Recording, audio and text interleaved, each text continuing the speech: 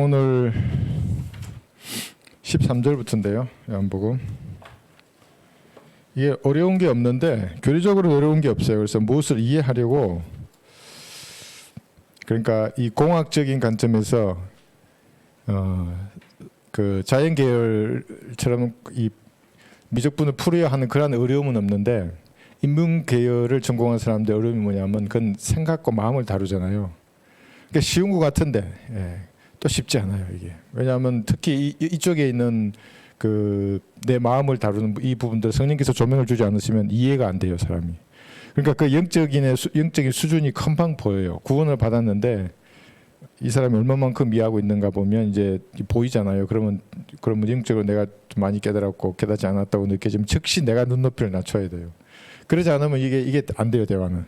그 사도 바울이 그런 예를 잘 보이는 겁니다. 저도 그런 걸 많이 겪겠어요. 제가 영적으로 어릴 때 대화를 나누면 그때 제가 존경하던 목사님은 말을 안 해요. 뭔 말을 해도 얘를 못 깨달아 하더라. 잘 있었냐? 한마디로 끝이에요. 영적인 얘기를 아무리 해봐야 내가 판단할 걸 뻔히 아시기 때문에. 그래서 요한복음 1장이 어렵진 않아요. 펴보시면 13절부터인데 근데 우리 지난 시간에 영접에 대해서 공부했어요. 이거 오해가 참 많아요. 그러니까 제가 처음 헌신을 하고, 구원은 이제 과거에 받았지만 전역하기 얼마 전에 헌신을 하고 르코바 목사님의 그 그림책을 읽다가 영접이 뭔지를 정확하게 알았어요. 물론 이 영접에 관한 지식이 없어도 사람 구원받을 수 있어요. 그러나 신약의 구원 교리는 요한복음 1장 12절이에요. 지난 시간에 잠깐 했어요.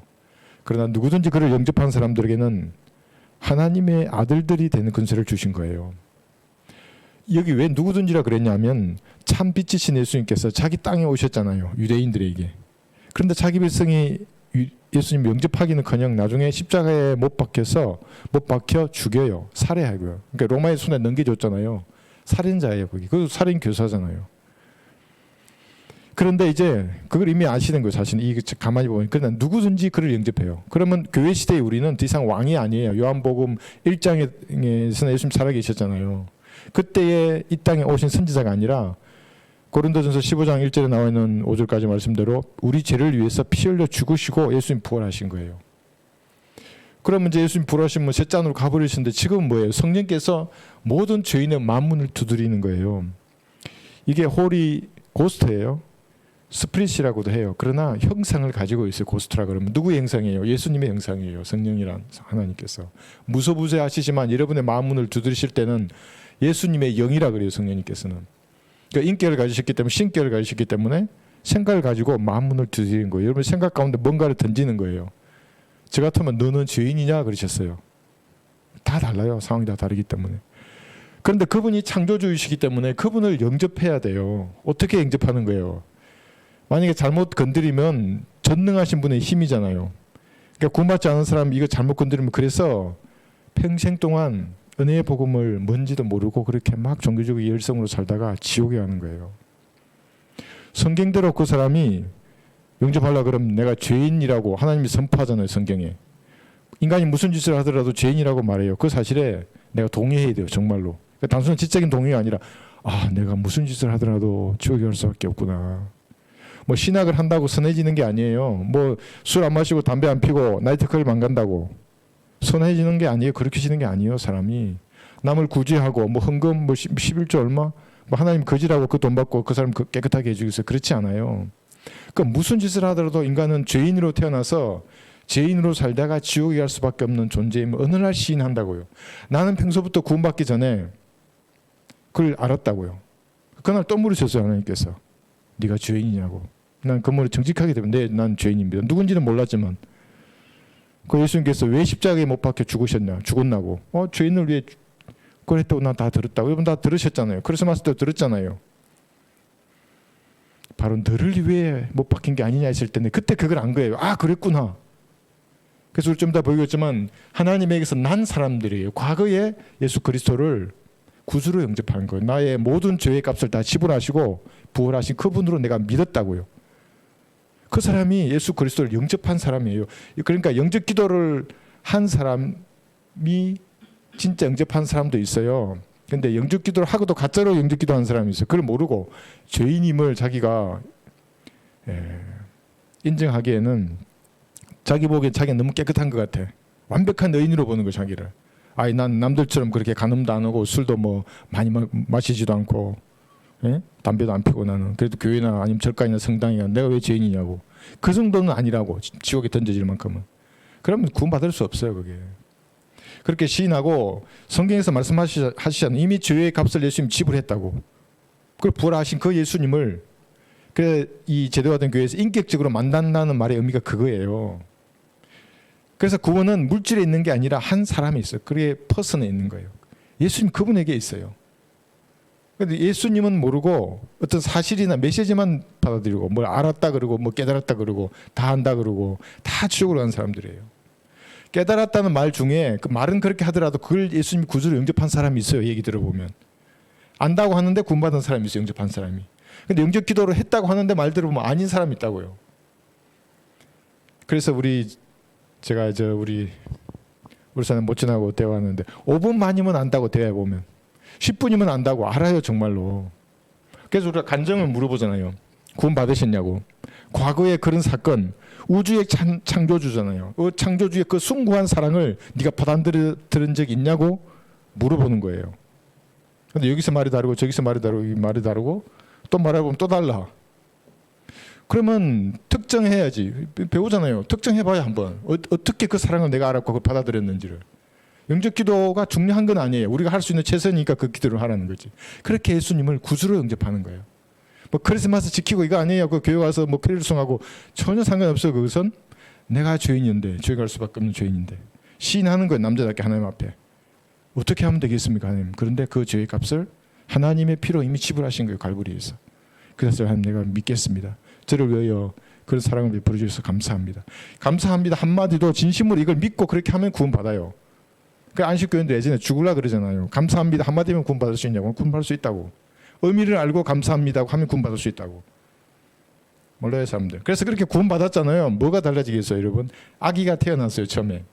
우리 형제님 잘 모르시지만 아기가 태어나면 울어요.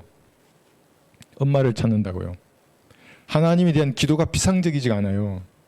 비록 내 행실이 나쁠 수 있어요. 아직도 술을 못 끊을 수 있어요. 그런데 술 취해도 그래서 르크만 목사님도 그 물속 구덩이에 들어가서 하늘의 별을 보고 하나님을 찾잖아요. 구원받으면 내 행실이 비록 되지 않을지라도 하나님을 찾는다고요. 피상적이지 않아요. 그래서 육신적이라고 해서 함부로 판단할 건 아닌데 그 사람의 말을 들어보면 행실은 보기 육신적이야. 근데 그 사람의 양심이 보여요. 말로. 은행으로 보인다고요. 기도가 피상적이지 않고 물론 이제 그 술도 끊고 지저분한 것들 다 끊으면 기도가 더 정결해요. 그래서 우리 기존에 어떤 교회는 목사님 쓰였는데 흥금 기도하러 나오잖아요. 형제들이 벌벌벌 떨어요. 자신의 신앙의 이게 무게가 그대로 보여져요. 그게. 우리는 그렇게 하진 않아요. 우리는 다 이제 이해하고 알기 때문에 그렇지 않지만 그러니까 기도할 때 형제자매수로 기도해 주잖아요. 보인다고. 숨길 수 없어요. 내가 구원 안 받은 거를 구원 받은 척 할 수도 없고 구원 받았는데 안 받은 척 할 수도 없어요. 아버지를 찾는다고요. 아이 울음소리예요. 그게. 안 태어났는데 어떻게 울어요. 그죠? 태어났으니까 울고 그 다음에 말씀을 찾아요. 이게. 영적으로 성장하려고 한다고요. 행위를 다루지 않아요. 하나님 행위는 항상 마음을 다뤄요. 그래서 내가 기도하고 말씀을 먹으면 마음이 바뀌어요. 선한 양심이 더 깨끗해지고 더 정결해진다고요. 그러면 저도 처음에 구원받았을 때 부대 생활에 험한 것으로부터 깨끗해져야 되죠. 군인은 그 분기 한번 양주도 주잖아요. 양주를 사야 돼. 면세로 줘 양주를. 나 근데 왜 그런지 이해가 안 갔어요. 나중에 알고 보니까 소주나 맥주도 다 있더라고 개인당 그게. 근데 그건 다 고참들이나 뭐지 왜 높으신들 뭐 드시고 양주만 그 사라고 맨날 그 하더라고요. 그게 끊어진다니까 그게 마음의 변화가 되니까. 그런 지저분한 것들로부터 멀어져요. 싫어요 그게. 그 다음에 말이 바뀐다고요. 욕을 하기가 싫어져요. 너무 불쾌해 그게. 욕을 하다가 말을 이게 왜 이런 말을 해야 돼 사람이 된 거예요. 예수 그리스도를 영접하면 선한 양심을 가지기 때문에 진짜 사람이 돼요. 아름다운 사람이. 그 시작이 되는 거예요. 그 어떤 사람은 좀 길고 좀 좁고 뭐 그럴 수는 있지만 그 다음에 다른 사람을 대하는 태도를 보면 돼요. 예수 그리스도를 구주로 영접했어요. 그러면 성도 안에 있는 예수님을 보이잖아요. 그래서 성도를 사랑하게 된다고요. 비록 나에게 결례하더라도. 물론 이게 성화되지 않은 채 그대로 가면 육신의 냄새가 계속 나요. 그렇지만 그 안에 예수님이 드러나요. 보인다고요, 그게. 자기는 어떨까요, 그러면? 그전에는 내가 완벽하고 의로운 줄 알았는데 진짜 예수님 내 안에 들어와서 내 안에 있는 어둠을 보는 거예요. 내 자신이 쓰레기로 여겨져요.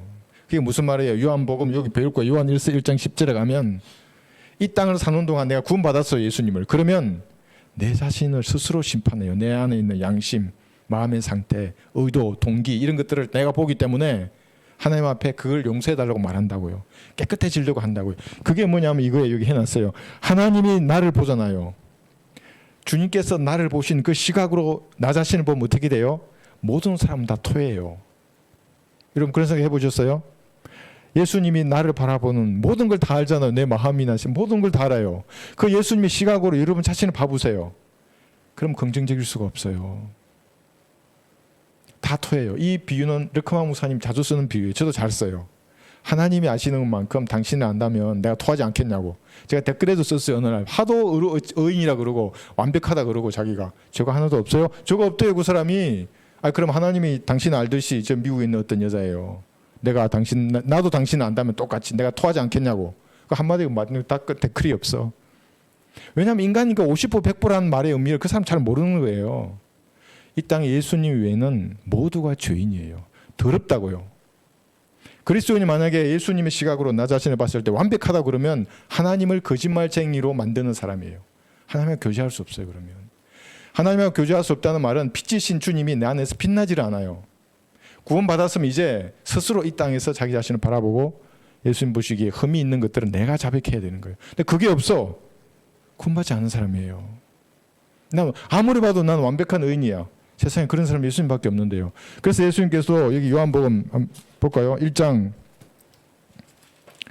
그런 거짓말쟁이들이 있을까 봐 기록해뒀어요. 요한일서 1장 10절. 지금 이거 하는 거예요. 이거 여기까지 와버렸어요. 만일 우리가 죄를 짓지 아니하였다고 말하면 그래요. 이 구원받은 사람이 말하는 거예요. 내가 구원받아서 의인이에요. 의인인데 죄가 없다 그러게. 물론 이 의인이란 말이면 난 지옥에 갈 그 죄는 이미 없어졌어요. 다 제거된 거예요. 예수님 용서하셨어요. 예수님 영접할 그때 용서되었어요. 그런데 이 땅을 살면서 내가 죄를 짓지 아니하였다고 말하면 우리는 그분을 거짓말쟁이로 만드는 것이요. 그분의 말씀이 우리 안에 있지 아니하니라. 여러분 이 말씀 잘 한번 묵상해 보세요. 말씀이 우리 안에 있지 않아요. 그분을 거짓말쟁이로 만들어요. 왜냐하면 하나님은 모든 사람이 거짓말쟁이라고 이미 말했어요. 마음에서 나오는 것들이 5만 가지 죄가 다 나온다고 이미 기록해 두셨는데 나는 그런 거 없어요. 내 마음은 완벽해요. 그러면 하나님 그렇게 성경을 쓴 하나님은 거짓말쟁이입니다 말하는 거예요. 그럼 그런 분하고 하나님은 어떻게 교제를 해요? 죄는 나를 거짓말쟁이로 몰면서 나한테 기도하러 왔네. 기도가 안 되는 거예요. 여러분 이 말의 의미를 아신다면 무릎 꿇었을 때 무엇부터 해야 되겠어요? 물론 하나님은 높여요. 나 같은 죄인을 구원해 주셔서 하나님 감사합니다. 혹시 제가 주님 보시기에 믿음이 없는 것도 죄예요. 믿음으로 행치 아니한 모든 게 죄예요. 예수님 피로 내 마음과 생각을 씻어야 돼요. 그럼 떠올라요 죄들이. 지금 제가 그때도 그렇게 했군요. 제 죄를 용서해 주십시오. 예수님 피로 깨끗하게 씻게 주셔서 지금 정결한 마음으로 하나님 앞에 아뢰게 해 주십시오. 그렇게 필요를 간구하는 거예요. 오늘 배울 거예요. 은혜의 보좌 앞으로 담대히 나가자 그래요. 여기에 은혜를 받기 위해서 나가서 받아야 되는데 보좌 앞에 나가지고 나는 완벽해 의인이야 그러면 하나님이 아무것도 주지 않아요. 보이는데 이런 것들이 5천원 돼요. 하나님 제가 지금 모르고 하나님 앞에 어렵게 여기는 게 있습니까? 알게 해주십시오. 깨닫게 해주신다고요. 다 자백하고 씻어버리는 거예요. 그래서 예수 그리스도를 영접했으면 이 땅을 사는 동안 내 안에 있는 쓰레기들을 매일 올라오는 것들을 예수님의 피로 씻어내야 되는 겁니다. 그러면 이제 하나님하고 온전한 교제가 돼요. 그러니까 다른 사람을 쓰레기로 부르지 않아요. 그리스도인들은. 내가 쓰레기인데 휴거되기 전까지는 죄악된 몸을 입고 있는 거예요. 사도 바울조차도 사망의 몸이에요. 비참한 몸이에요. 이 몸이. 그러니까 드라마나 영화 한 프로 보면 세상으로 쏠린다고요. 바울도 그랬다고요. 바울이 영화 한 프로 봤다고 생각해 보세요. 드라마 보고 키키덕 끓여봐요. 바울의 육신도 세상으로 나간다고요. 그걸 알았기 때문에 비참한 몸이라고. 내가 생각으로는 하나님의 법을 섬기는데 내가 육신으로는 죄의 법을 섬기노라. 그래 몸의 변화, 몸의 구속, 휴거를 기다린다고 기록해 두셨잖아요. 로마서 8장에서. 몸의 구속을 기다린다고. 그래서 우리가 이걸 정확히 알아야 해요. 요한복음 1장 13절 한번 이제 볼게요.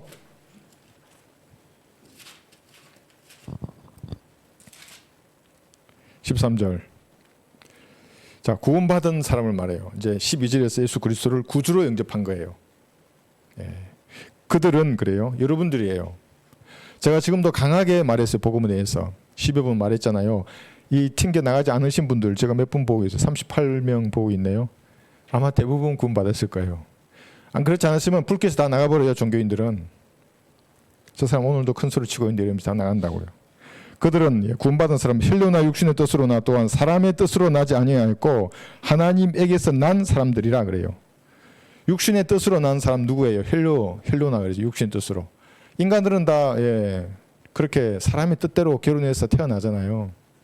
그런데 하나님에게서 과거에 난 적이 없는 모든 사람은 뭐예요? 마귀의 자식이에요. 전부 다. 요한복음 8장에서 너희 아비 마귀의 정욕을 행하고자 하는 듯 할 때 그 사람들이에요. 그런 육신으로 태어난 사람이 여기 해놨잖아요. 이게 종교적인 열성을 가지고 미래의 어느 날 구원받기 위해서 열심히 노력한다고요. 막 뭐도 안 하고 그게 안 되니까 뭣도 하고 이것도 하고 저것도 하고. 아니에요. 제가 말했잖아요. 걸레는 빨아도 걸레라고. 안 된다고요. 한번 육신으로 내 뜻으로 태어난 사람이 어떤 열성을 부리더라도 그건 더 혼란하고 복잡할 뿐이에요. 그 절제하는 사람들 봤잖아요. 힌두교 구루들을 보세요. 어떤 사람은 한평된 그 좁은 공간에 평생을 살아요. 높이 한 10m 되는 거기 있어요. 평생인지는 모르겠어. 남 안 볼 때 내려오는지는 모르겠지만 그렇게 자기를 학대한다고요. 무엇인가 얻으려고. 그러니까 마귀가 환상을 주죠. 그런 사람들에게. 신비적인 체험을 주고. 안 된다고요. 어떤 종교를 가지더라도. 그런데 과거에 예수 그리스도를 구주로 영접한 그 사건이 있으면 그걸 간증으로 할 수 있는 거죠. 그 사람들은. 하나님에게서 난 사람들이에요. 여러분 과거에 있어요? 그 날을 특정할 수 있어요? 날짜는 몰라도 돼요. 나 앞에서 간증할 수 있어야 돼요. 성도들 앞에서 간증할 수 있어야 돼요. 그게. 왜냐하면 성도들이 말해요. 우리가 다 뭐 로마 가톨릭처럼 누가 뭐 위원회에서 도장 찍고 이게 아니에요. 죽은 지 뭐 몇백 년 후에 그거 아니에요. 성도들은 예수님을 구주로 영접하면 누구나 성도예요. 그리고 특히 우리 교회는 영적인 진리이시고 성장했잖아요. 그런 성도들 앞에서 내가 간증할 수 있어야 돼요. 근데 그거 못하면 하나님 앞에서도 못해요. 나중에. 그렇지 않겠어요? 내가 긴가민가한데 저 아닌데 뭐 병 고치고 뭐 방언하고 뭐 체험을 듣고 이게 어떻게 예수님을 구주로 영접한 거예요? 성령께서 그렇게 하찮은 영이세요? 자기 아들이죠. 예수 그리스도의 피를 하찮게 여기는 사람들에게는 하나님 다가가지 않아요. 죄인임을 시인하고 그 피가 나의 죄를 용서했다고 말씀하시는 말씀을 믿는 믿음이 있는 사람한테 들어간다고요. 막 불 달라고 이게 아니고 유튜브 보면 전부 그래요. 막 미친 사람들 같아요. 불 달라고 그러고. 그러니까 결국엔 지옥의 침례를 받는 거예요. 그게 지옥의 불에 덮이는 거예요. 사람들이. 뭔지를 모르는 사람들이에요. 여기. 과거에 그 사건이 있으면 그것이 여러분 인생에서 가장 중요한 선택이었고 가장 중요한 경험이에요. 그래서 저는 간증하라 그러면 언제든지 즐거이 꺼낼 수 있어야 돼요. 물론 이게 그냥 이제 처음 왔는데 막 물어보면 결례예요. 이게. 왜냐하면 이제 대화를 통해서 사실은 자신은 먼저 말하고 내가 이렇게 구원받았는데 하면서 자연스럽게 하든지 아니면 대화가 하는데 자연스럽게 나와야 돼요. 근데 막 그렇게 구원받았어요? 아닌데 막 이러면은 그거는 참 결례가 되는 거예요. 그러니까 성령께서는 신사예요. 숙녀는 아니에요. 성부, 성자, 성령 전부 제가 남성이라 그랬잖아요. 그러니까 여자 하나님은 전부 마귀예요. 그 이상한 뭐 안 사는 그쪽 애들은. 그래서 과거에 하나님에게서 난 그 경험, 그 간증을 가지고 있는 사람이 구원받은 사람이에요. 이란 사이비들은 전부 미래에 뭘 하려고 하잖아요. 제가 이 얘기 들었어요. 그 신천지 교인들은 그 수료해가지고 수료했어요. 뭐 1년인가 배운대요. 그래서 나와가지고 지파에 어떤 지파에 간다요. 이제 뭐 내 야고보 지파 됐어요. 그러면 한 6개월 잘하면 지파에 소속이 돼서 잘하면 신천지 이만희가 자기 그 뭐 교족분과 이름을 쓴대요. 그게 생명의 책이래요. 이상하지 않아요? 이거는 신앙이 없어도 상식만 봐도 알아요. 그게 생명의 책이면 그러면 그 뭘로 쓰지? 프린트로 치나 뭐로 생각을 할 거 아니에요. 그러니까 인간이 만든 그게 과연 그래 될 수 있을까?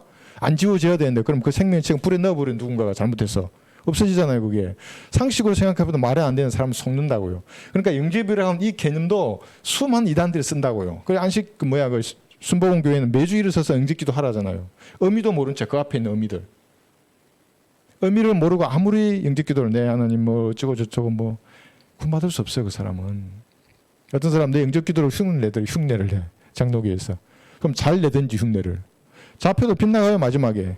죄인임을 인식하게 해서 내가 지옥에 가는구나. 내가 어떻게 하면 되지? 그래서 예수님을 이끌기에 해야죠. 피를 죽으시고 부활했다는 것을. 내가 믿겠습니다는 의지를 행사하게 만들어야 되는데 그러지 않아요. 왜냐하면 장로교의 신앙을 배웠으니까 의지를 행사하는 법을 모르는 거예요. 그 사람들은.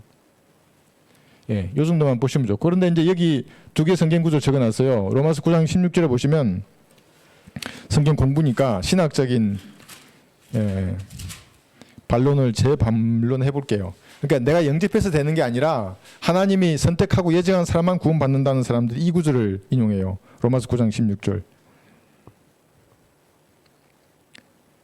17. 그러므로 오다는 자에 의해서도 아니며 달리는 자에 의해서도 아니며 오직 자비를 베푸시는 하나님에 의해서니라. 여러분 이 구절만 보면 아무리 원해도 되는 게 아니라 하나님이 어떤 사람에게 자비를 베풀면 된다 이렇게 보이잖아요. 그 다음 구절을 보시면 성경이 파라오에게 말하기를 하면서 쭉 이렇게 말씀하고 있어요. 이게 무슨 말이냐면 파라오에게 베풀었던 자비는 파라오가 원한다고 자비를 베푼 게 아니에요. 여기 원한다고 하나님 자비를 베풀지 않아요. 이 구원도 아니고 거듭남도 아니에요. 파라오가. 이 교회 시대하고는 완전히 다르잖아요. 지금. 그죠? 파라오가 자비를 원했죠. 그러나 다 수장돼서 죽었어요. 그러니까 하나님께서 자비를 베풀 자에게 베푸는 거예요. 왜 안 베풀었어요? 파라오에게. 그의 마음이 강팍했기 때문에 하나님께서는 파라오의 마음을 더 완악하게 하신다고요. 그러니까 여러분의 마음을 삐뚤게 한번 먹어보세요. 하나님이 더 완악하게 만들어서 결국에 심판해요. 구원받은 그리스도인이라도. 이상한 일이 일어난다고요. 마음을 삐뚤게 먹으면. 그래서 이게 세상 사람들이 하는 말 중에 마음이 고와야 안 버린 거 있잖아요. 마음이 이뻐야. 그 말이에요. 하나님도 그걸 보시는 거예요. 그러니까 이것은 파라오의 어떤 구원과 관련이 없는 거예요. 빌립보서 2장 13절을 가지고도 또 그들은 이단 교리를 주장해요. 2장 13절에 보시면 이 구절은 뭐냐면 빌립보 2장 13절을 가지고 하나님께서 뜻을 가지고 너희들 향해서 행한다. 그래서 구원받은 사람은 구원받고 뜻을 가지고 행하지 않는 사람은 지옥에 간다. 이 말이에요. 그 사람들은. 그게 거짓말이에요. 여기 한번 보세요. 그러므로 나의 사랑하는 자들아 13절 이는 너희 안에서 역사하시는 분은 하나님이시기 때문이니 그분은 너희로 그분의 선한 기쁘심에 따라 뜻을 두고 행하게 하시느니라. 너희 안에 역사하시는 분 하나님을 구주로 영접한 사람들이에요. 그러니까 그리스도인 안에는 하나님께서 선한 뜻을 두고 행해요. 예수님 구주로 영접했잖아요. 네, 들어오셨어요. 하나님께서. 그러면 뜻을 두고 하나님의 목적에 맞게 그 사람 길을 인도하신다고요. 단련도 시키시고 연단도 시키시고 여러분 자신을 보기에 깨끗해요. 근데 하나님 보기에는 아닌 게 분명히 있어요. 그러니까 인생에 다양한 일이 일어난다고요. 그러면 오히려 감사하고 왜냐하면 하나님 그걸 구해 주시려고 그런 일을 일어나게 한 거예요. 감사하는 거예요. 하나님 앞에. 뜻을 두고 행하게 하신다는 것은 무슨 뜻을 둔 사람만 구원받는다 이 뜻이 아니라 예정이 아니라 그리스도인이에요. 모든 그리스도인은 그래서 하나님의 뜻 가운데 있는 거예요. 제대로 내가 구원받았어요. 예수님을 구주로 영접했어요. 그러면 하나님의 뜻 가운데 있어요. 불안해할 필요가 없어요. 여기 해놨는데 은혜를 받는 무조건적인 로마서 8장 28절 한번 보세요. 여러분 하나님 뜻 안에 있다는 게 은혜를 받는 무조건적인 그렇다고 조건적인 게 있어요. 무조건적인 것은 로마서 8장 28절에 보면 구원받은 그리스도 안에서 일어나는 그 모든 일은 그 외부 환경이라든지 여러분의 몸에 일어나는 질병이나 여러 가지 환경들 하나님 허락하지 않으면 일어나지 않아요. 로마서 8장 28절 우리가 알거니와 하나님을 사랑하는 자들 이게 구원받은 사람이에요. 아니 난 구원받았는데 나는 술이 좋은데 아니에요. 과거에 하나님에게서 나버렸어 이미. 내가 이 타락으로부터 하나님께서 구해 주시기 위해서 술 먹어봐요. 여러분 수채 구중에 들어가면 그 더러움을 그때서야 아는 거예요. 술 먹고 토사물 가운데 이제 인켜보면 아는 거예요. 내 원수들은 나를 조롱하는구나 마귀들이. 그때서야 알고 이제 하나님을 찾는 거예요. 그게 탕자의 비유 거기서 나오는 거예요. 어떤 일도 하나님 허락하지 않으면 일어나지 않아요. 우리가 알거니와 하나님을 사랑하는 자들 곧 그분의 목적에 따라 부르심을 받은 자들에게는 모든 일이 합력하여 선을 이루느니라.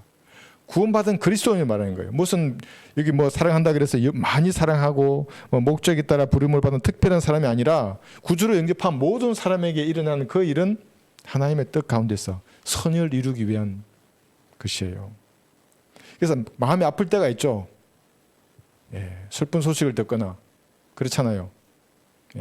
여러분의 자녀가 주님의 뜻 가운데 살지 않고 세상으로 나가서 산다 그러면 마귀가 뺏어간 거잖아요. 얼마나 마음이 아파요. 기도하는 거예요. 그리스도인들은. 기도하는 거예요. 근데 그것이 합력해서 선이 되어요. 나에게도 그렇게 되고 그 아이도 언젠가 돌아올 거예요. 그것에 대한 믿음이 없으면 불평불만하는 거예요. 왜 나한테 이런 일이 일어나냐고. 내가 뭘 잘못했길래. 그러지 마시고 더 크게 보시는 거예요. 내가 예수님 피로 구원받았어요. 어떤 일이 일어났어요. 내 주변의 환경이 이래요. 하나님 뜻 가운데 있는 거예요. 버려야 할 것이 있으면 버려야 돼요. 그때 가르쳐줘요. 가르쳐달라고 하나님 앞에. 내가 어떻게 하면 이 터널이 짧아지는 겁니까 주님. 버려야 할 게 무엇입니까? 버리는 겁니다. 그래서 이렇게 예수 하나님에게서 낳은 사람들은 선한 양심을 가지는데 양심에 몇 가지 종류가 있어요. 디모데전서 1장 5절에 보시면 한번 보세요.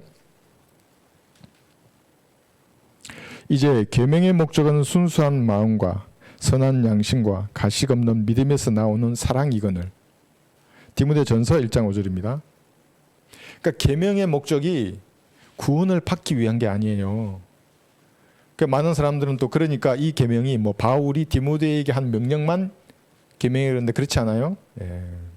율법에 나오는 그 모든 계명들 하라 말라 하라 하지 말라 하는 그런 것들의 목적이 결국에는 사랑을 위해서 여러분 자신을 그런 것들이 순수한 마음, 선한 양심, 가식 없는 믿음에서 나오는 사랑이에요.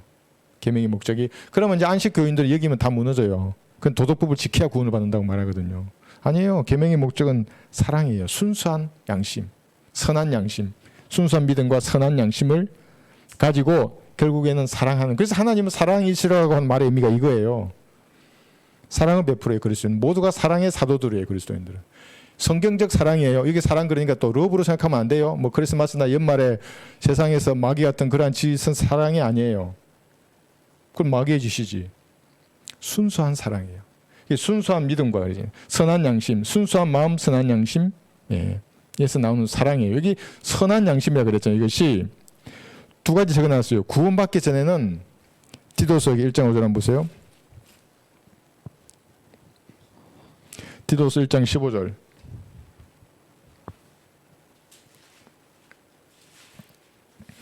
구원받기 전에, 그러니까 예수님을 구주로 영접하기 전에 모든 사람은 이 상태의 마음을 가지고 있어요. 정결한 사람에게는 모든 것이 정결하나 더럽혀진 자들과 믿지 않는 자들에게는 아무것도 정결한 것이 없고 도리어 그들의 마음과 양심이 다 더럽혀져 있느니라. 그런데 그 사람은 종교로 옷을 입는 거예요. 목사로 거룩한 척하는 거예요. 신부로 옷을 입고 중으로 목닥 두드리고 있는 거예요. 여기 더럽혀졌어요. 마음과 양심이 다 더럽혀져 있느니라. 그래서 그 사람들이 예수님의 피로 구원을 받았잖아요. 그러면 그때서야 선한 양심을 가지는 거예요. 이런 종교를 가지면 하나님께서는 이걸 걸레라고 이미 얘기했어요. 더러운 양심을 가진 채로 구원받지 않은 채로 예수님 구주를 영접하지 않은 채로 하나님 앞으로 가서 무엇인가 종교적인 행위를 해요. 많잖아요. 이게 뭐 성당이나 교회나 절간에서부터 자살, 폭탄, 테러까지 많잖아요. 그들의 종교를 행하는 거예요. 그 사람들은 그들의 신념에 따라 다 더럽혀진 더러운 양심을 가진 거예요. 이것을 디모데전서 4장에서는 화인 맞았다 그래요. 그러니까 한 번 죄에 대한 유혹이 다가오잖아요. 여러분 그것을 한번 거부해 봐요. 그러면 그 거룩이 뭔 줄 아는 거예요. 그 거룩이 기쁨이고 힘이란 걸 알아요. 그런데 구원받고 한 번 죄에게 져요. 잡아가고 버렸어요. 또 와요. 계속돼요. 이게 이제 계속돼. 그럼 나중에는 이제 그게 죄가 여겨지지 않아요. 그 말씀이에요. 이제 성령께서 분명히 말씀하시나니 마지막 때에 어떤 자들이 믿음에서 떠나 미혹하는 영들과 마귀들의 교리들을 따르리라. 그들 자신의 양심이 화인을 맞아 위선으로 거짓을 말하리라. 양심이 불로 지져버렸기 때문에 그래서 입만 열면 거짓말을 하는 거예요. 종교 사기꾼들이. 제가 오늘 어떤 분하고 통화를 했는데 뭐 무슨 두 정인이래요. 그 유튜브 채널이. 유튜브인가 블로그인지 모르겠어요. 여러분 두 정인이라는 말을 딱 쓰면 얘는 사이비구나 그렇게 생각하면 돼요. 왜 두 정인은 모세와 엘리야예요. 대화를 하는데 이 땅에 내려올 거예요. 그런데 지금 이 땅의 교회에서 지가 두 정인이래. 사이비구나 그러면 돼요. 근데 그 사람이 뭐라 그랬냐니까 두 정인 중에 어떤 뭐 사람이 하나님이 그러는데 당신에게서 돈을 달라 그러면 돈을 준다 그랬대. 돈을 달라고. 그럼 아니 난 돈이 없는데 아니 하나님이 달라 그랬다니까 달라고. 이게 사기꾼이 전형적인 쓰는 방법이에요. 만약에 진짜 예를 들면 제가 그렇게 말하자면 난 즉시 여기 간두고 집에 가야 돼요. 내가 돈이 필요하면 나는 하나님께 말해요. 그럼 하나님 자기 종들 중에서 필요한 사람을 통해서 나에게 주셔야 이게 성경적인 거예요. 그게. 내가 아는 어떤 사람들 오면 교인들에게 돈을 빌려서 교회 인테리어를 한대요. 은행에 대출받아 교회 인테리어를 하고. 목사 아니에요, 그 사람. 하나님 어디 간 거예요? 어디 쓰레기통에 가 있는 거예요? 안 들어요? 하나님 기도해도? 기도해도 안 듣는 하나님 왜 믿어요? 그 목사가 생긴 하나님, 성경 하나님이 아니에요. 그러니까 이상한 이런 사이비들이 나오는 거예요. 다 더럽혀진 사람이에요, 이 사람들은. 화인 맞은 사람이에요. 그 두 증인. 그러니까 계시록에 나와 있는 걸 지금 이 시대에 가져와서 사기치려고 하는 사람들. 그러니까 얼마나 순수한 그 사람들, 하나님을 섬기고 싶은 사람들의 마음을 아주 그냥 들었다 놓으면서 아주 그냥 내가 그 얘기 듣고 너무 화가 나더라고요. 두 증인에 대해서. 그런 거예요. 그래서 구원받은 후에는 여러분 아까 우리 봤죠? 요한 1서 1장 10절의 말씀대로 내가 지옥에 안 가는 의인이지만 내 스스로 내 양심을 바라봤을 때는 빛이 들어오셨잖아요. 참 빛이. 그럼 내 마음에 어둠이 보인다고요. 그렇게 보이면 자백해서 버리는 거예요. 그리고 정결한 마음을 주십시오, 하나님. 저는 언제 이렇게 가장 간절하게 듣기도 할까요? 예, 거리설교로 나가기 전에 그 군인이 전쟁터로 나가는 무릎 꿇고 간절하게 하나님 앞에 얘기하는 거예요.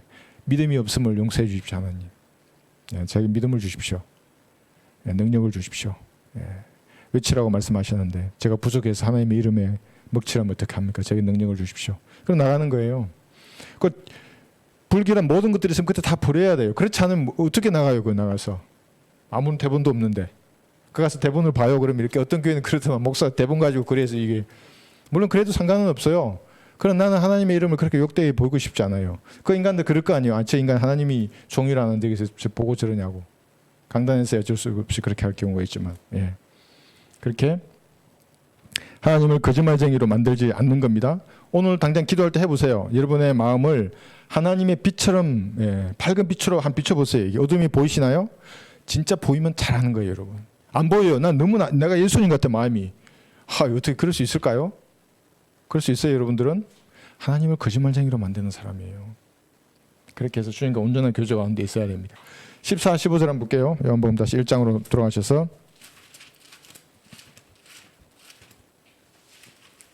요한복음 1장 14절 그 말씀이 육신이 되어 우리 가운데 거하심으로 우리가 그의 영광을 보니 아버지의 독생자의 영광으로 은혜와 진리가 충만하더라 그랬어요.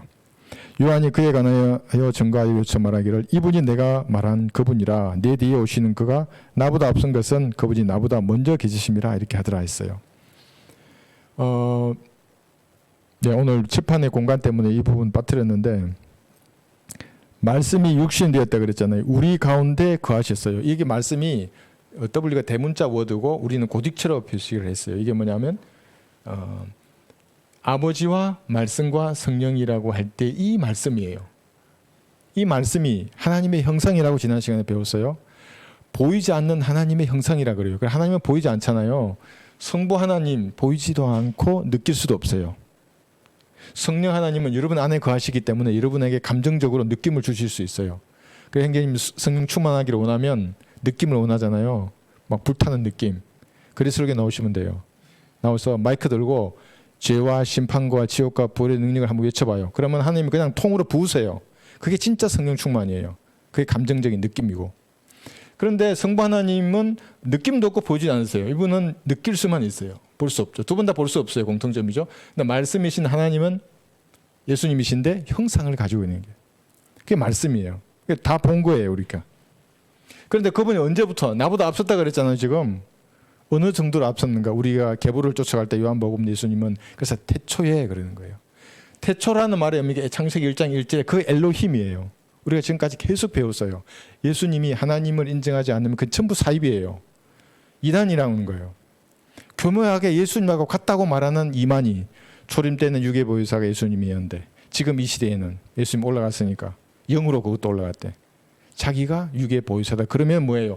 태초부터 이만희가 있은 거예요, 이게. 그 말이 되는 거예요? 태초에 이만희가 있어요. 여기 진짜 창세기 1장 1절 이전에 우주의 시공간이 생기기 이전에 이만희가 있었다고요? 한번 그렇게 말해보여요, 나한테. 내 미친 사람이라고 말해줄 거예요. 마귀 들린 사람이에요, 그게. 다른 모든 마찬가지예요. 예수님 대신에 자기를 집어넣어서 동등하게 한다거나 그렇게 하는 사람들 전부 성경하고는 무관한 사람들이에요. 그래서 우리가 이걸 묵상하잖아요. 갈보리 십자가 예수님께서 왜 달리셨는가 한번 생각해 보세요. 하나님이 이 땅에 내려올 이유가 전혀 없으시잖아요. 우리 이제 16절에서 배우겠지만 이게 진짜 은혜예요. 창조주 하나님께서 자기의 보좌를 버려두시고 이 땅에 내려올 이유가 전혀 없었어요. 무슨 이익을 위해서 왔겠어요? 그 마귀의 자식들처럼 예수님이 흥금 거들고 이 땅에 오신 거예요. 그 돈을 가지고 그 자기의 종교적인 예수님을 구주로 영접한 사람이면 의무가 있어요. 근데 그 의무를 그걸로 다 하려고 그랬던 사람은 아니에요. 여러분은 마음을 원하세요. 몸을 원하시고. 그분이 나예요. 스가랴 12장 10절에는 뭐냐면 그들이 찌른 나를 볼 거예요. 이거 몇 번 했어요. 스가랴 12장에 보면 1절부터 전부 여호와 하나님이에요. 그분들이 이 성부 하나님에 대해서 말하고 있어요. 그런데 예수님을 보고 나라고 그래요. 왜 그래요? 하나예요. 하나님은. 이게 하나라고 이게. 그래서 사람들 이 얘기하면 이제 제가 설명할 수 있는 이게 최대치예요. 이해 안 되시면 여러분 다시 한번 기도하시고 하나님 한 분이라는데 무슨 말인지를 한번 생각해 보세요. 그래서 이게 171장 여러분 그 찬송가 171장 보시면 오늘 나중에 댁에 가시면 가사를 한번 음미해 보세요. 이분이 나를 위해 십자가에 매달리신 바로 그분이시구나. 그러면 여러분의 양심이 아름다운 양심이 된다고요. 선한 양심이. 그러니까 사랑으로 태어난 사람들이에요. 여러분들. 인간의 사랑에 의해서 육적으로 태어나잖아요. 여러분 하나님의 사랑으로 태어난 사람이라고요. 갈보리 십자가에서 나았다는 말의 의미가 그거예요. 그 숭고한 사랑의 가치를 아는 거예요. 여러분 아세요? 그러면 내 자신이 쓰레기로 보여요. 내 안에 그 빛이. 다른 성도는 귀하게 보이는 거예요. 아, 저 안에 저분 안에도 내 안에 계신 예수님 계시는구나. 네. 그 다음에 여기 16절 보시면 은혜 위에 은혜. 우리 모두가 그의 충만한 데서 받았으니 은혜 위에 은혜니라. 이 은혜에 대해서 조금 말씀드려볼게요. 여기 은혜는 뭐냐면 은혜 위에 은혜라 그러는데 우리라고 할 때는 구원받은 사람이에요. 구원받은 사람은 하나님의 은혜를 받아요. 근데 이 은혜가 칼빈주의자들이 말하는 구원만 은혜다가 아니에요. 당연히 구원도 은혜예요. 은혜라고 하는 공통 분모 위에 이걸 많이 배웠죠. 은혜라고 하는 이 공통 분모 위에 있어요. 그러니까 십자가 이후의 교회 시대나 휴거 이후의 대환란이나 천년왕국 그 이전에 구약이나 그다음에 율법이 오기 이전의 시대에 있는 모든 사람들 모든 세대에는 하나님의 은혜가 있어야 구원을 받을 수 있어요. 그러니까 아담을 보세요. 아담은 행위로 지켰어야 돼요. 안 먹었어야 돼요. 그럼 지옥에 가야 되죠 아담이. 근데 하나님의 은혜로 양을 가죽을 잡잖아요. 그때 하나님 은혜로 구원 받아요. 그렇죠? 그러니까 모든 세대 은혜는 기본이에요. 우리 교회 시는 은혜로 말미암아 믿음으로 구원 받아요. 믿음으로만. 그런데 대환란에는 은혜로 믿음이 있으면 이 믿음을 행위로 지켜내야 구원 받잖아요. 은혜가 칼빈이 말하는 것처럼 구원 교리에도 들어가 있지만 그것뿐만 아니라 여기 한번 보세요. 고린도후서 8장 9절에 보시면 하나님이 우리에게 은혜를 주시기 위해서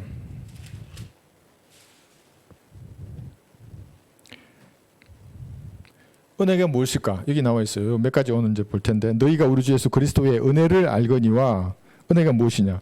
부유하신 분이 너희를 위하여 가난하게 되신 것은 그 가난함으로 인하여 너희를 부유하게 되도록 하심이라. 이러니까 여러분 물질에만 한정해서 보지 마세요. 구원받기 전에 여러분의 상태는 가난한 거지였어요. 여기 동의하지 않으면 여러분 구원을 한번 의심해 봐야 돼요. 아, 나는 돈도 있었고 다 있었다고. 물론 그랬죠. 그런데 하나님 보시기에는 불쌍한 거지였어요. 그런데 예수님께서 그 부유하신 분이 머리 둘 고쳐 없으셨다고요. 그래서 은혜를 베풀어 주시는 거예요. 그리고 이거 제가 또 써놨어요. 거룩하신 그분이 죄가 되셨고 저주가 되셔서 은혜를 베풀어 주시는 거예요. 한번 생각해 봐. 예수님 입장에서 여러분들이 나는 거룩해서 죄를 모르는데 나를 죄라 그러는 거예요. 죄. 저주를 쏟아붓는 거 하나님께서도 구름을 닫아버리시나 안 보시잖아요. 철저하게 버림받았다고요. 전능하신 분인데 못이 박혀. 인간이 못을 박아. 전능하신 분인데. 여러분 전능의 의미가 우주를 나중에 싹 소멸시켜버려요. 얼마나 능력이 있으신 분인지. 또 우주를 싹 창조해요. 그분이 벌레 같은 인간들한테 못이 박혀서 6시간 동안 조롱당했어요. 전지하신 분이잖아요. 다 알잖아요. 그분에게 뺨을 때려놓고 야 누가 뺨 때렸는지 맞춰봐. 이게 얼마나 조롱한 짓이에요. 수염을 뽑고 야 수염 뽑으니 아프냐? 누가 뽑았냐? 이 조롱이라고 이게. 그것으로 여러분에게 은혜를 주는 거예요. 그 제가 맨날 감동하는 그 유튜브에 이런 영상이 있어요. 뭐냐면 어떤 거지가 길거리에서 구걸을 하고 있는 거예요. 이렇게 외국에 있는 거지가. 그 어떤 사람이 이게 이제 찍으려고 하는 거예요. 거지 옆에 앉아가지고 거지가 어떤 음료수나 뭐 이 쪼가리 부스러기가 있잖아. 이건 나 줄 수 있는 거 나도 배고프다고 거지인처럼 하고. 그 이 사람이 이 거지가 그 나오는 거지는 다 줘요. 그래 이거 같이 먹으라고. 갔다가 와가지고 피자하고 이거 하고 막 그리고 어떤 사람 현금도 막 해가지고 거지에게 주는 거예요. 거지가 그거 받고 울잖아요. 내가 안 운 적이 없어 그거 받고. 나도 저렇게 거지였는데. 내가 예수님을 모를 때 나도 저렇게 거지처럼 길거리에서 돌아다녔는데. 그럼 여러 가지 상황이 있더라고요. 어떤 거지는 옷이 없어서 진짜 신발이 말이 있는데 어떤 사람이 가다가 신발을 벗어 거지에게 줘요. 내가 저 거지였는데 하나님 나에게 신발을 주셨는데 하나님 나 옷도 주시고 먹을 것도 주시고 관을 씌우신다고 이 땅에서도 생명을 얻고 더 풍성히 얻게 하신다고요. 또 이걸 오해해가지고 뭐 부자가 되고 로또가 당첨도 그리스도인은 그런 거 아니에요. 그리스도는 복권 사지 않아요. 복권을 산 돈은 교회 현금도 안 받아요. 우리 교회도 안 받아요. 몇십억 몇백을 가져오더라도 복권 로또 저 당첨됐는데 안 받아요. 저는. 그게 그리스도인의 삶이에요. 하나님 더 부유하게 하신다고요. 약속하셨어요. 성경에. 그게 은혜예요. 그렇게 해서 우리에게 이런 은혜를 베푸시는 거예요. 고린도후서 여기 9장 8절에 보시면 여기 다음 장이죠. 9장 8절. 하나님께서는 너희에게 모든 은혜를 넘치게 하실 수 있나니 모든 것을 언제나 너희가 필요한 대로 가질 수 있게 하심으로써 모든 선한 일에 넘치게 하려 하는 것이라. 여러분 필요를 채워주세요. 하나님께서. 이런 믿음으로 은혜의 보좌 앞으로 나가서 은혜를 간구하는 거예요. 그럼 여러분의 필요를 반드시 채워주세요. 하나님. 여러분 그런 믿음을 가지고 계세요? 그런 믿음이 있는 자를 보는 거예요. 하나님은. 뭐 어제 은사주의자들처럼 뭐 불러 이렇게 하고 뭐 그런 건 전혀 상관이 없어요. 믿음으로 나아가서 아뢰는 거예요. 여러분의 필요를. 사치를 아뢰지 말고 필요를 아뢰면 하나님 들어주시는 거예요. 네. 그래서 여기 이것은 그런데 조건이 있어요. 6, 7절에 보시면 8절이 되려 그러면 6, 7절. 그러나 내가 이것을 말하노니 적게 심는 자는 적게 거두고 넉넉하게 심는 자는 넉넉하게 거둔다는 것이라. 각 사람은 미리 마음속에 정한 대로 할 것이요 인색한 물은 억지로 하지 말아야 하리니 하나님께서는 기쁨으로 드리는 자를 사랑하심이니라. 그래서 여러분 예배를 드릴 때는 오늘은 성경 본문이니까 우리가 물질을 안 가져오잖아요. 예배를 드릴 때는 하나님 앞에 물질을 가져오는 거예요. 네, 물질을. 이 제도화된 교인의 그런 거 아니에요. 그러니까 뭐 그 이재룡 목사 내 봤어요. 목사 생일날 수백 명이 줄 서 가지고 목사 여기 서 있고 여기 봉투 굳은 자가 있어요. 돈을 주더면 그게 목사가 머리 손 얹고 축복하고 마귀예요. 그게 마귀예요. 예. 왜 목사가 성경에 제가 얘기했잖아요. 생일에 대해서 긍정적인 게 하나도 없다고. 없어요. 성경에는 바로의 생일부터 나오는 거예요. 적그리스도의 생일. 예수님은 죽는 날이 말아요. 자신의 죽는 날을 선포하라 그랬고 사람이 태어나는 날보다 죽는 날이 더 구원받은 그리스도인에게는 좋은 날이에요. 자기 물론 생일이니까 이렇게 축하해 줄 수는 있는 거죠. 그 교회에서 무슨 행사처럼 이게 목사가 그게 마귀의 종이지 어떻게 하나님의 종입니까? 그래서 조건적인 여기 은혜를 받는 것이 있고 무조건적인 것은 합력해서 선이 된다는 거예요. 자, 이 구절 또 내가 써놨어요. 골로새서 3장 13절 한번 펴보세요.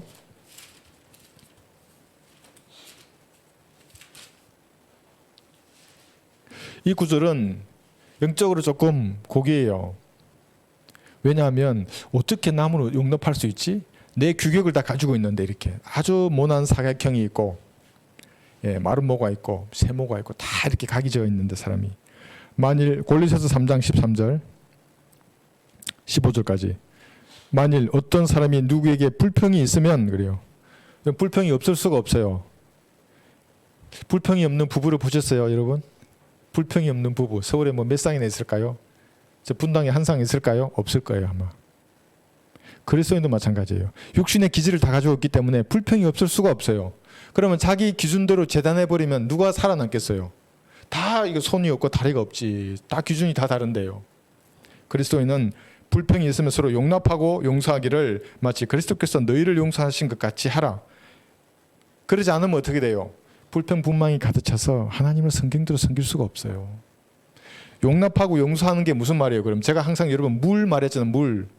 물은 형체가 있잖아요. 그죠? 컵에 넣으면 형체가 있는데 형체가 없어요. 사실은 그래서 사도 바울은 고기를 먹지 않는다는 말을 우리에게 예화로 준 거예요.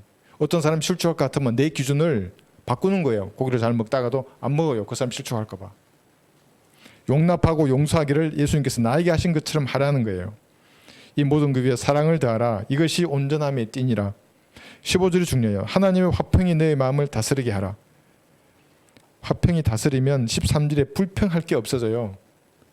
그러니까 용납하고 용서하는 것의 의미를 잘 알고 이것을 주님과 1대1로 기도할 때 여러분 해결해야 된다고요. 이게 고기를 씹는 그리스도인이에요. 그러면 불교 중이 10년 동안 목탁 두드려서 이루고 하지 못한 화평을 가져요. 마음속에.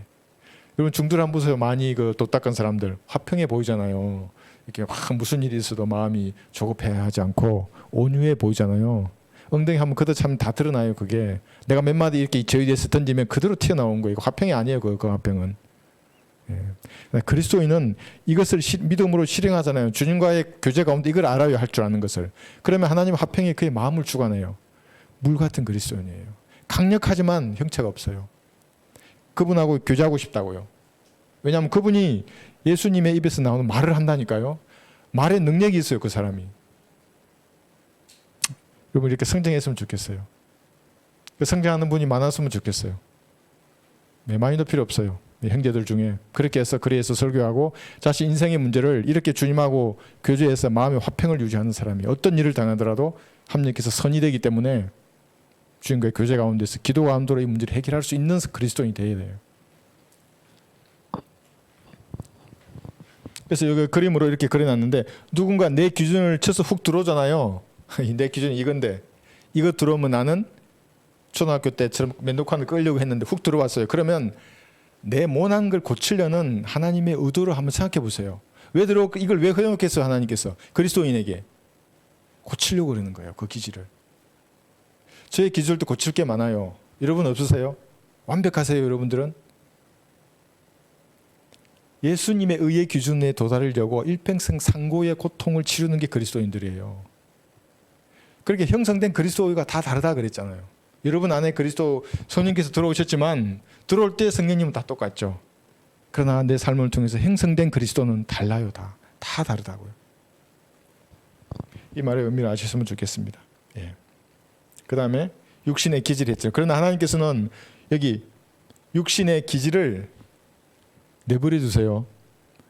저도 육신의 기질이 있어. 한번 보세요. 탱크 부대 같아요. 나 아주 진짜 지금도 무릎 꿇고 많이 해요. 하나님보다 먼저 안 나가려고 성령보다. 하나님께서 인도하심을 따라가야 되잖아요. 내가 막 나간다고 이게 하나님의 뜻인 줄 알고 그러다가 옷하면 또 뒤로 와야 돼 이렇게. 그럼 시행착오를 거쳐요. 그걸 최소화하려고 하는 거예요. 내 기질을 가지고 있어요. 지금도. 욱하는 거예요. 상황 판단 결심 대응. 이게 27년 동안 했는데 하려고 할 거야 육신이 막. 여러분도 있을 거예요 그것이. 근데 하나님은 그걸 내버려 둠으로써 어떻게 해요? 내가 그것과 싸워서 이겨요. 내 약함이에요. 근데 그 육신의 기질이라는 게 군인의 기질이 있으면 어떤 사람은 양아치의 기질을 가질 수도 있어요. 깡패의 기질을 가지고 있을 수도 있어요. 네. 게으른 탐식가의 기질을 가지고 있을 수도 있어요. 교만의 기질, 선천적으로.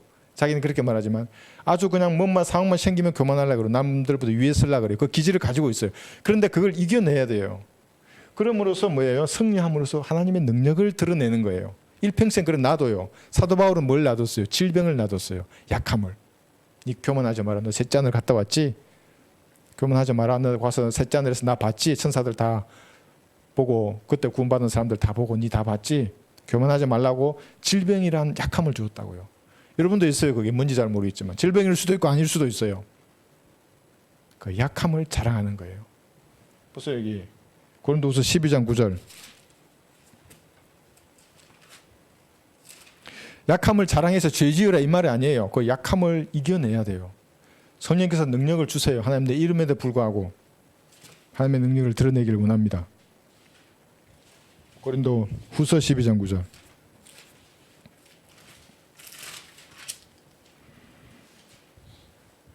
주께서 내게 말씀하시기를 내 은혜가 여기 은혜요 내게 충분하도다. 이는 내 능력이 약한 데서 온전하게 됨이니라고 하셨느니라.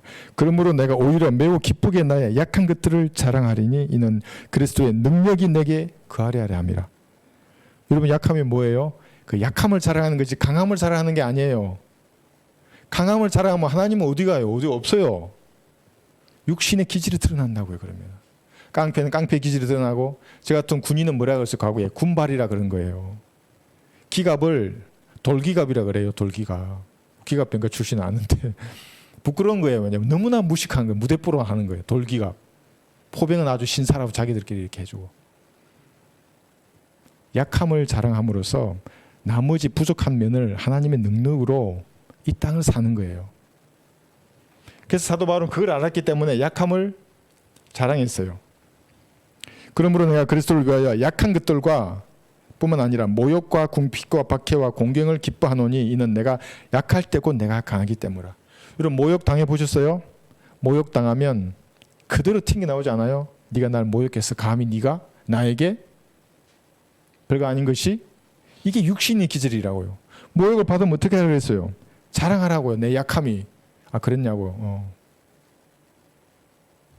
궁핍과 박해와 공경을 기뻐한다고요. 약할 때 그때에 강한 거예요. 그리스도인이. 르코왕 목사님이 그리스 설교할 때 경찰을 만났어요.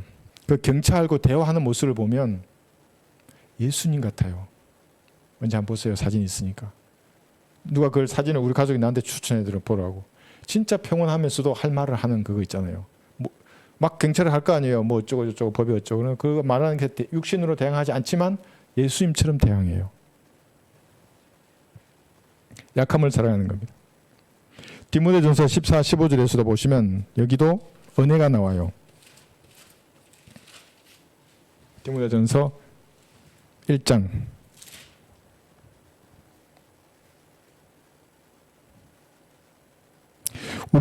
우리 주의 은혜가 그리스도 예수 안에 있는 믿음과 사랑과 더불어 넘치도록 풍성하였도다. 은혜가 풍성하였도다 그러죠. 그 다음 구절 한번 보세요. 그리스도 예수께서 죄인들을 구원하시려고 세상에 오셨다는 이 말씀을 신실하며 온전히 받아들이기에 합당하도다. 죄인들 중에 내가 우두머리라. 사도 바울만 죄인들 중에 우두머리고 여러분들은 우두머리 아니세요? 그럼 하나님하고 아무것도 얻을 수 없어요. 그럼 계속 육신만 드러나는 거예요. 여러분이 우두머리라니까요. 바울보다 여러분 뛰어나세요? 바울이 우두머리라는데, 죄인 중에 가장 큰 죄인이라는데, 하나님 앞에 그런 자세로 다가섰을 때 하나님이 은혜를 베푸신다고요. 그러니까 어떤 목사님이 이렇게 표현하더라고요. 가장 낮은 거지보다 더 낮은 거지와 같은 자세로 하나님 앞에 나가선다고요. 이 말의 의미를 여러분 아셨으면 좋겠어요. 그게 아니라 내가 의인이야. 의인이야 했습니다. 하나님과 똑같은 의인이야. 물론 똑같은 의인이에요. 그러나 그분의 은혜의 보좌 앞으로 나아갈 때는 그걸 버려야 돼요. 그런 자세로 나가면 하나님은 거짓말쟁이로 말하는 거라고요. 그럼 하나님이 그렇게 자기를 모욕하는 사람하고 무슨 교제를 하겠어요? 그럼 혼자 떠든다고요. 기도하러 은혜의 보좌한테 와가서. 하나님 말하고 싶어도 말을 못해요. 지 혼자만 계속 말해요. 예. 그래서 죄인의 우두머리라요. 그래서 하나님께서 나를 보는 그 모습을 한 번도 보지 않은 사람은 자기가 완전하다고 생각하는 거예요. 다른 사람이나 자신의 실체를 한 번도 보지 않은 사람은 항상 긍정적이에요. 긍정. 아니에요. 하나님께서 나를 바라보는 그걸 한 번이라도 봐야 돼요. 그럼 인간의 실체를 안다고요. 그러면 진짜 하나님과 교제가 되는 거예요. 그럴 가심이 어떤 분인지, 그분하고 내가 지금 교제하는구나, 이게 어떤 건지를 아시게 되는 겁니다. 예, 이게 그 뜻이고요. 그 다음에 여기 은혜 그랬죠. 여기. 그래서 칼빈은 은혜를 구원에만 한정했지만 바울은 여기 있죠. 연보도 하나님의 은혜이고 나눔과 복음에 순종하는 것도 은혜예요. 말하는 것도 은혜예요. 골로새서 4장 6절을 볼게요. 그래서 누가 내가 헌금을 하고 싶어요. 하나님의 은혜예요. 뭘 나누어 주고 싶고 복음에 순종하잖아요. 전도지 줘야지, 주지 말까, 줄까 말까. 하나님의 은혜예요. 여기 골로새서 4장 6절에 보시면, 골로새서 4장 6절, 군대에서는 말로 교육하잖아요. 중대장 얼마나 말 많아요. 계속 교육해. 하루 종일 말로 교육한다고요. 말이 많으면 죄가 많아요. 근데 그리스도인들, 목사는 설교 여기서 말하는 거예요. 내려가면 사실 조용히 해야 돼. 그러니까 제가 월요일 화요일 말을 너무 많이 해가지고 머리가 울렸어요. 정말로 전화가 너무 많이 왔어요. 내가 그걸 줄여야 된다고요. 그리고 성경을 연구하고 주님과 교제 가운데서 오는 양식을 만드는데 내가 집중해야 돼요. 예, 여기 4장 너희의 말이 그래요. 항상 은혜와 더불어 있게 하고 소금으로 맛을 내듯 하라. 이는 각 사람에게 어떻게 대답해야 하는가를 알게 하려는 것이라. 어떻게 하면 여러분 이렇게 소금으로 맛을 내도 말을 할 수 있겠어요? 주님과 진짜 교제하세요. 진짜로 기도하고 천천히 기도해요. 방언하지 말고 또 방언 넣으면 입 딱 닫아요. 그냥 기다려요. 그리고 더러운 영을 내 안에서 쫓아내달라고 기도한 다음에 다시 천천히 기도해요.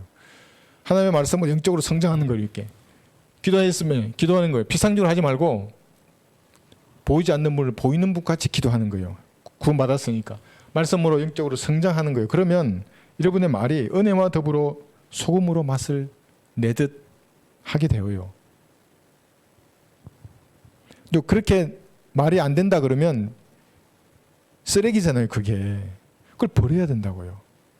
그래서 제가 오늘 우리 행계 모임이 옛날 군대 생각이 많이 나는데 얼마나 20대 초중반에 그 군대 험한 생활, 우리 부대에 내가 가자마자 2달 만에 구타로 병사가 죽었어요. 얼마나 험했겠어요. 막 뭐 줄 쫙 서 있으면 제일 앞에 이 사람은 안전해요. 긴장하고 있는데 그 다음 주에 이쪽 사람이 항상 당한다고요. 갑자기 때리면 죽어요. 이 사람들은. 험했다고요. 군대 생활이. 근데 구원받고 나서 그 험한 말 얼마나 많이 해요. 뭐 어쩌고 저쩌고 이런 말들이 바뀌어요. 욕을 안 해. 욕이 싫어. 아주 그냥 너무 싫어. 그냥. 왜 욕을 해요 사람에게. 그래서 여러분의 말이 그리스도인다운 말을 해야 된다는 거예요. 옳아요. 이제 예를 들면 뭔가 내가 옳은 훈계를 하고 싶어. 그럼 소금으로 맛을 내도 훈계하는 거예요. 그래서 그게 뭐래요?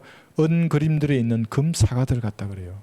잠언 25장 11절 어디 있어요? 잠언 25장 은 그림들에 있는 금 사과들처럼 적합하게 말하는 거예요. 그리스도인들이. 그러지 않았어요. 그러면 다시 한번 볼까요? 다시 주님 앞에 자백하고 하나님 제가 주님 원하시는 말을 하게 해주세요. 내 왜 이렇게 옛날 군바리 같은 말을 쓰나요? 내가 왜 옛날에 그 게으른 탐식가들처럼 말하고 철학가들처럼 말하고 내가 깡패처럼 말하나요? 그리스도인답게 말하게 해주십시오. 주님 저 피로 샀지 않습니까? 하나하고 얘기하는 거예요. 그렇게. 잠언 25장 11절 적합하게 한 말은 은 그림들에 있는 금 사과들 같으니라. 이런 말이에요. 네, 그렇게 은혜예요. 이게 이렇게 말하는 것도. 이제 말이 거칠어요. 아직 은혜가 무엇인지 잘 모르는 분이에요. 네. 그 다음에 히브리서 4장 16절. 그러니까 우리 삶의 모든 것들을 은혜로 받을 수 있어요. 히브리서 4장 16절에 보시면 그리스도인들은 제가 기도할 때 그래요. 주님 저와 함께 이 진리의 길을 걷고 있는 성도들을 기억해 주시고 자비를 베풀어 주십시오. 필요를 채워달라고 그래요. 마귀의 시로부터 막아달라고 그러고 불쌍히 여겨달라고 그러는 거예요. 왜냐하면 은혜의 보좌 앞으로 가서 지금 여러분의 필요를 얻지 못하면 살 수가 없어요. 그리스도인들은. 그 모래 위에 성을 지은 거예요. 그게 히브리서 4장 16절. 그러므로 우리가 은혜의 보좌로 담대히 나아가자. 셋째 하늘 보좌로 어떻게 나아가요? 믿음으로 나아가는 거예요. 예수님이 피를 의지해서. 그리고 보이는 불길한 것을 다 자백해서 씻어내고 필요를 알아내는 거예요. 하나님 아버지 이렇게 해주십시오. 저는 이게 필요합니다. 주님. 모르겠으면 무엇이 제가 필요합니까? 제가 셋 중에 제 필요가 무엇입니까? 시각을 열어주세요. 주님. 은혜의 보좌로 담대히 나아가자. 이는 우리가 자비를 얻고 필요한 때에 도우시는 은혜를 발견함이 위함이라. 매일 매 순간 하나님 은혜를 베풀어 달라고 하는 거예요. 그럼 그래 보셨어요? 매일 매 순간. 필요를 여러분 알아야 돼요. 그분의 은혜의 보좌로 나가서 여러분의 필요들 여기 그래놨죠. 구원 받았잖아요, 여러분들. 그죠? 이건 됐어요. 여기 저에게 이것만 있겠어요. 얼마나 많이 있어요. 암울한 미래가 그려지세요. 그럼 마귀가 준 생각을 탁 치우치는 게 은혜의 보좌 앞으로 나가서 주님 남은 인생을 주님 보시기에 합당한 삶을 살게 해주십시오. 예, 제가 받은 이 구원의 복음을 증거하는 삶을 살기를 원합니다.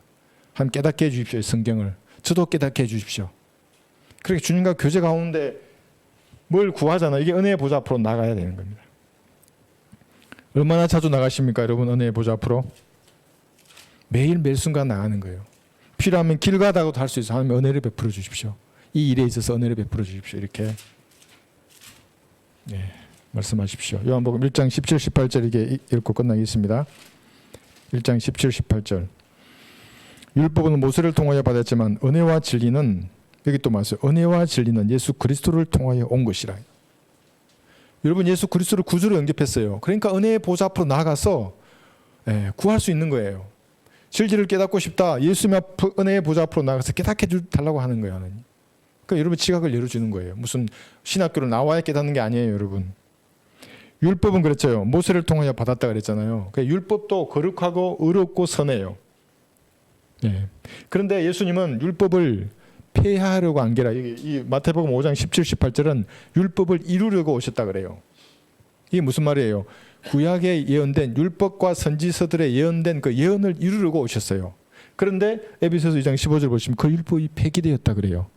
누구에게 폐기되었어요? 예수님을 구주로 영접한 사람은 율법이 폐기되어요.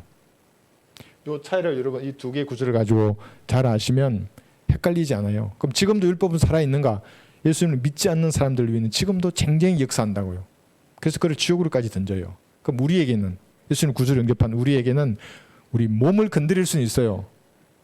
그러니까 죄를 지으면 약하거나 병들거나 빨리 갈 수 있다고요. 하나님 나라로. 그런데 혼은 건드릴 수 없어요. 왜냐하면 에베소서 2장 15절 볼까요? 이 구절은 여러분 그냥 가지고 계세요. 에베소서 2장 15절에는 예수님의 몸을 통해서 폐기하셨어요. 에베소서 2장 15절 원수된 것 곧 법령 안에 속한 계명들의 율법까지도 그의 육신 안에서 폐기하셨으니 이는 그 둘을 유대인과 이방인을 말하는 거예요. 자기 안에서 한 세 사람으로 창조하사 합행케 하시고 폐기하셨다고요. 사망에 쏘는 것은 죄요. 죄의 능력이 율법인데 율법을 폐기하셨다고. 예수님 구주로 영접하면 그만큼 예수님을 구주로 영접하는 것에 엄청난 거예요. 그것은 말로 표현할 수 없어요. 마지막 요한복음 1장 18절 아무도 어느 때나 하나님을 본 사람이 없지만 그래요. 본 사람이 없어요. 성부 하나님, 성령 하나님 본 사람이 없어요. 하나님을. 아버지의 품 안에서 계신 독생자. 이게 현재 시제예요. 이게 only begotten son이에요. 왜 only begotten son인가? 이게 아들이잖아요. 그러니까 이 아들과 아버지가 하나이기 때문에 only begotten son이라고 있어요. NASB 같은 여호와의 정인들을 믿으면 only begotten God이라 그래요. 그러면 이것도 가시고 이분도 가시잖아요. 두 개의 신을 말하는 거예요. 그 여호와 하나님, 성부 하나님 진짜 신이고 예수님은 피조된 가짜 가시라는 거예요. 사이비 이단들이에요. 전부 여호와 정인들이. 구원받을 수 없어요. 그 사람들은. 아무도 어느 때는 하나님을 본 사람이 없지만 아버지의 품 안에 계신 독생자. 근데 과거는 현재는 미래예요. 이 시작이 현재이기 때문에 독생자예요. 아들 예수님. 그가 하나님을 분명히 밝히셨느니라. 어떻게 해요? 이 땅에 내려오셨잖아요. 칼바리 십자가에 피 흘려 죽으시고 부활하셨어요. 분명히 밝히셨어요. 지금도 복음의 찬란한 빛이, 진리의 찬란한 빛이 빛나고 있는데 인간들이 거부한다고요. 거부해요. 인간들이. 뭐가 그렇게 좋은 게 많은지, 뭐가 육신이 좋고 세상이 좋은 게 많은지 아직 썬맛을 안 봐서 그래요. 그 육신의 썬맛. 그래서 이제 어떤 분의 그 간증을 들었는데 그러니까 이제 해병대를 전역하신 분인데 육신으로 쟁쟁한 분이잖아요. 그 건조를 가지고 계신 스타일 노조 그죠? 이제 그분이 그랬대요. 그러니까 건강검진을 받기 전에 마취를 받는데 내가 마취를 받으면 깨어나지 못할 것 같은 그런 생각을 가졌다는 거예요. 그걸 쓰는 거예요. 죽음에 대한 두려움이 있으니까. 그러니까 이제 아내분이 복음을 전하니까 그대로 와서 무릎을 꿇는 거예요. 네. 그래서 예수님 구주로 영접하게 되는 거예요. 이제 그랬다면 영접했잖아요. 오늘 여기 또 시작이에요. 그랬다면 이런 과정을 거쳐서 은혜의 보좌 앞으로 담대히 나가서 이생의 문제들을 주님 앞에 아뢰어서 은혜 가운데 해결해 나가고 승리하고 그런 그리스도인의 삶을 살아야 하는 겁니다. 모두 그렇게 성장하셔서 그런 삶을 사는 그리스도인들이 되시기를 바랍니다.